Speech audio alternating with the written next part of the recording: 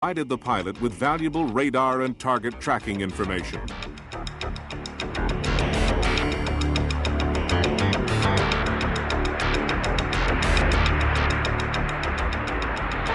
The pilot's role was to get the aircraft as close as possible to its prey, because the F-4 was designed around another revolutionary concept. It had no guns, only radar-aimed missiles.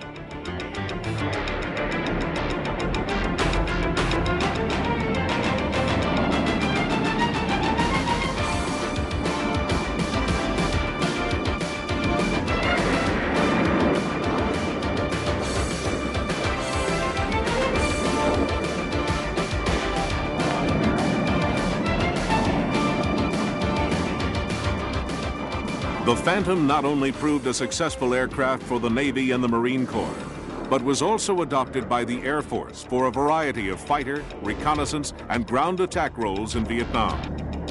With its Sidewinder and Sparrow missiles, the F-4 was often successful against enemy MiGs, but it had to be upgraded with a cannon for close encounters with the lighter Russian-made fighters, which were more agile and hence extremely dangerous.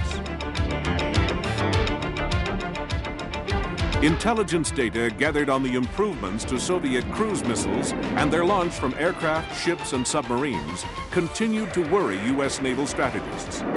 They knew from their own experiments the devastating effect this new type of weapon could have, and asked the obvious question: could an anti-missile weapon be developed? Hughes Weapons Division thought so.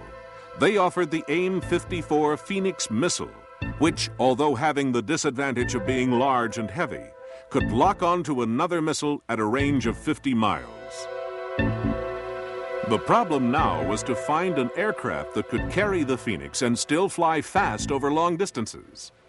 For some time, just such an aircraft had been contemplated by Secretary of Defense Robert McNamara in a project named TFX, or Tactical Fighter Experimental. Later designated F-111, two versions had been contemplated: the Air Force version and a carrier-based Navy fighter to be given the all-important task of fleet defense. The principal differences in the two airframes were in the forward fuselage, the landing gear, and the wingtip. The shorter forward fuselage on the Navy version would accommodate a folding radome for carrier deck parking. The station geometry, provision for escape, subsystems, and oxygen system are the same in both cockpits, and controls, displays, and instrument systems were made common wherever practical. When the wings were swept back, a near optimum configuration for low drag, high-speed flight was produced. Although the TFX project was mainly the brainchild of General Dynamics, most of the Navy's F-111B was subcontracted to Grumman Aviation.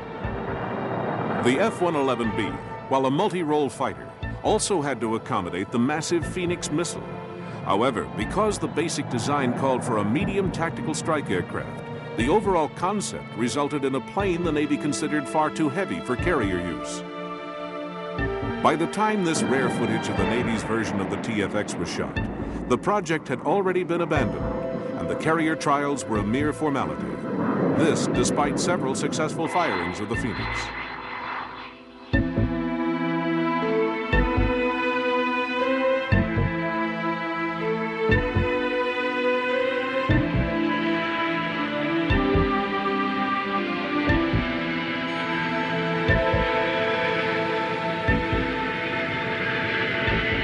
The principal problem of the F-111B may have been the inability to reduce the aircraft weight below 80,000 pounds. But there were also other problems, including the undercarriage, side-by-side crew position, and a general lack of pilot visibility on landing. At no stage was the Navy, with its special needs, optimistic about adopting a fighter, which in every other way was an Air Force bomber. By the late 60s, the Defense Department recognized it had no replacement for the now aging Phantom. Worse still, information was becoming available that Soviet engineers had produced land-based swing-wing fighters with superior performance.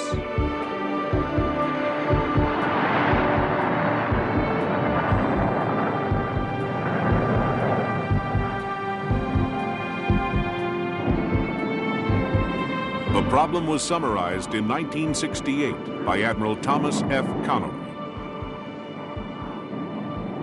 There is the ever-present threat from surface to surface or surface to air missiles, from either shore stations or missile-carrying Soviet ships. The basic problem is that our stable of Navy fighters to meet these threats is rapidly losing its edge. Our F-8 Crusader was started in late 1952, over 15 years ago.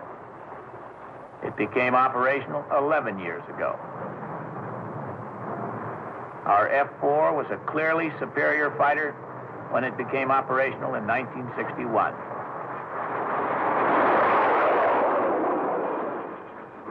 Now the gap is closing. It is a tribute to the skill of the nation's fighter pilots that a high kill ratio has been maintained in Vietnam. We cannot depend on maintaining this margin indefinitely. The time has come to equal the skill of our fighter pilots with a far superior fighter aircraft, one that will be superior now and for the next 15 years. With vast experience gained from the F-111B, Grumman had already made moves to produce a suitable defense fighter to fill the void described by Connolly. Grumman experimented with a variety of models and weapons formats to try and produce a concept that could both act as a dogfighter as well as a fleet defense fighter. Their Model 303 clearly filled the requirement. Benefiting from lessons learned in the TFX program, the new aircraft was to rely upon expensive but proven materials such as boron and titanium. The wing box area was doubly strengthened against failure. 2 turbofan engines would provide speed and economy, and 2 separate fins would ensure aircraft stability should one engine fail. The Model 303 was to carry the widest weapons spectrum of any warbird then in service. It carried an M61 cannon for close encounters and dogfighting, the traditional short and medium-range Sidewinder and Sparrow missiles, and the long-range, deadly accurate Phoenix. The time I was flying the Phantom, that was considered the world's foremost fighter at the time, and it had served very well in Vietnam, and it was used in a number of other parts of the world. And it was, like I say, about the best all-around fighter aircraft in the world. And so it was really a little bit of a letdown almost to go to something like an F-14 that all of a sudden made the Phantom look obsolete. And in that regard, it would out-accelerate the Phantom, it would out-turn the Phantom, it would out-weapon system the Phantom. So everything that we were so proud of our F-4 Phantom for, all of a sudden was left behind in the dust. The concept behind Model 303 would be a lesson to all aircraft builders faced with the problem of having to provide an aircraft that would not only bring them into line with enemy weaponry, but also, because of the cost of development, ensure that a single plane could maintain a competitive edge for years to come.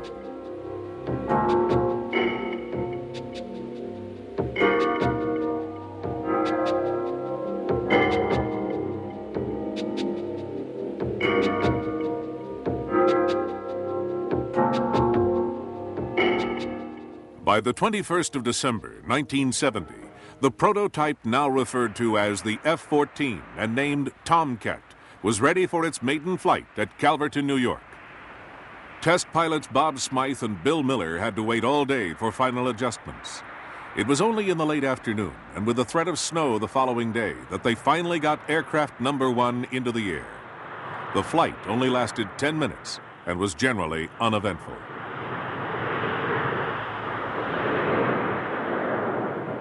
Both pilots said that the TOMCAT behaved well.